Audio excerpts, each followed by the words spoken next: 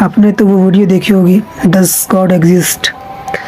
तो बक़ौल मुल्हिदीन वो कहते हैं कि खुदा का वजूद नहीं, दोज़ख नहीं, जन्नत नहीं, तो फिर ये इबादतें क्यों, नमाज़ें क्यों, पाबंदियाँ क्यों। खैर मैं आपको एक बात बताऊँ, अक़ली तौर पे आप समझें।